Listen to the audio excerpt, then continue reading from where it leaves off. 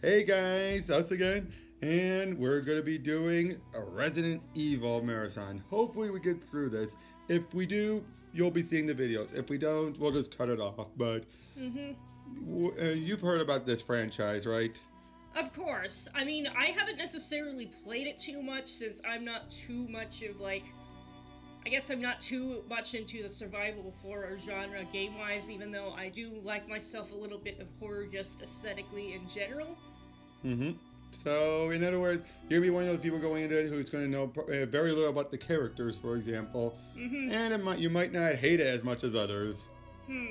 Although it might bore you out just as much as... My experience is watching my brother playing Resident Evil 4.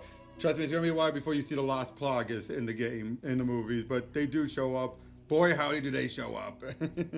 I guess we'll have to just see then. Yep, but yeah, we'll be going over the first one, my opinion, and a lot of people's opinion, the best one, because it actually feels like a side story. Like, it could fit in the games. You know what I mean? Because it doesn't contradict much, and except for one line at the end.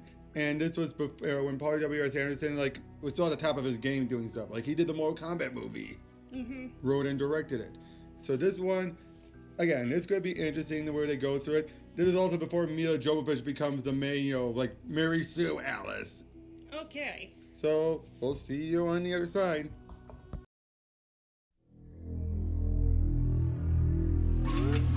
Deep underground, in a top-secret research lab, security has been breached. A deadly virus capable of contaminating the entire world has been released.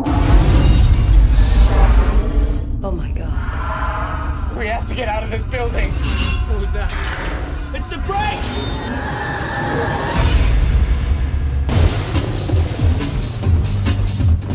It's okay, we're here to help.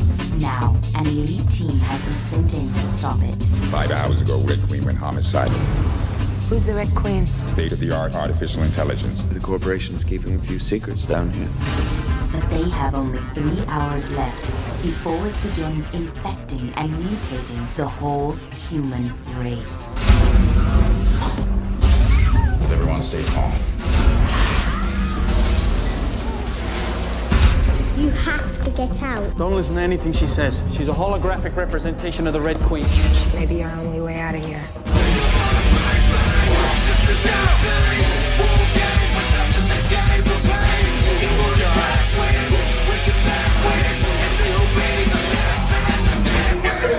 How is she still standing? She isn't standing now.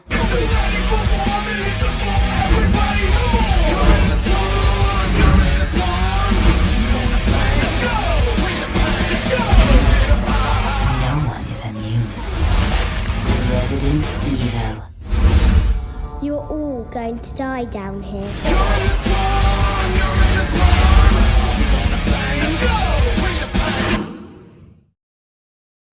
Hey guys, we just got done watching it and it still holds up. It's the best one. So I can already tell you from what I've heard anyway, I can see why people consider this the best one because it's its own thing. It can fit in the game universe for a few changes here and there, but stands alone very well. It has the spirit of the games. I mean, you've said before you haven't really played them. You've seen others play them, but you haven't played them yourself. But Yeah.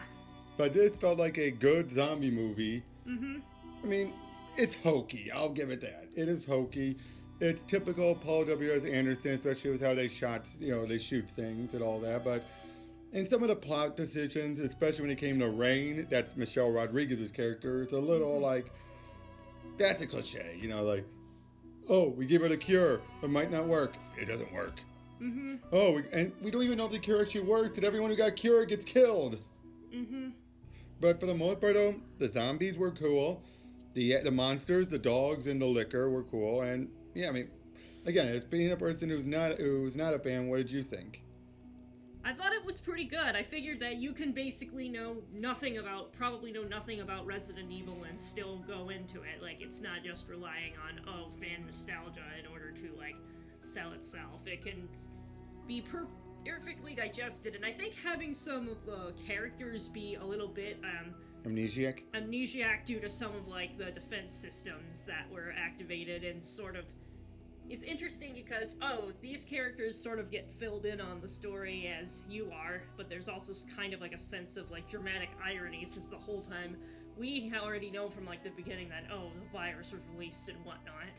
But then we find out one character was the guy who did it, but beforehand, you don't know that, and he acts like a completely different character. But then once he remembers, it's like, oh yeah, I was evil. And, which I felt was both cool and yet a little cliche, don't you think? He goes like, oh yeah, I'm evil. I mean, because you've seen that before in some things like this, right? Where like person realize they're evil and they're like, oh yeah, forget any character growth I had beforehand. Yeah, where it's just like, it would overrides. have been really interesting. It would, obviously this is like a relatively minor nitpick, but it'd be interesting to see like, oh shit, I did that? Oh no, I'm really, really sorry, but I'm gonna do my best to try and atone from now on to this person. Frick old me. Which, to be fair, I think both options have become cliche when you think about it. And how is it a cliche when both have become cliched? It's kind of hard to say. I think it's one of the cases where it's like it's one of the only two options you go with. You either have it be that they try to redeem themselves because they realize the horror they did, or they just revert back to their original personality. Is there really an in-between? Yeah, it's kind of hard to stay neutral when you with a revelation that big. Like, you're just like, oh, so I was an asshole.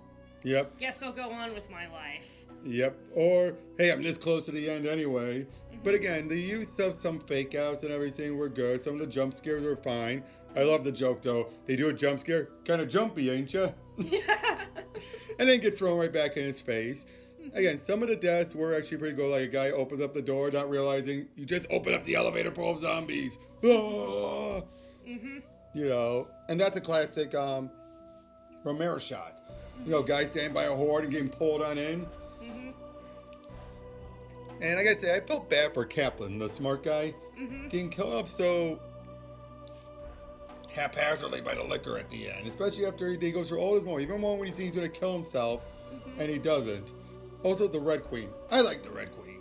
That was a really interesting take on an AI system. Like, it's just like... It's purely pragmatic. It's not evil whatsoever.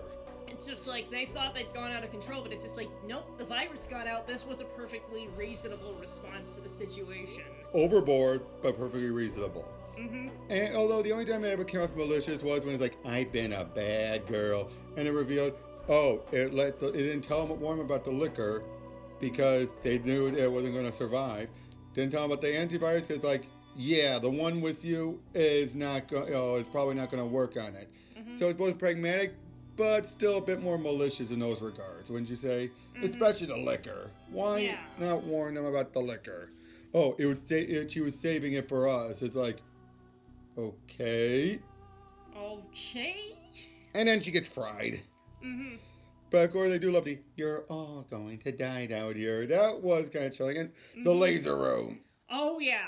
That was both video gamey and yet, I just love how it plays up like a video game. Everyone else gets killed except for the bass. And then they decide, oh, you're too good at this? Fuck you, you can't dodge this. Yeah. And he's like, shit. Because, yeah, he just gets, because it basically becomes like a hex grid. And, yeah, there's no way you're going to dodge that. But overall, I still say this holds up. We're gonna be going to the next one soon, and this is where they start to incorporate stuff from the games, and for good or for ill. So we'll see how that goes, and we'll catch you guys on the other side.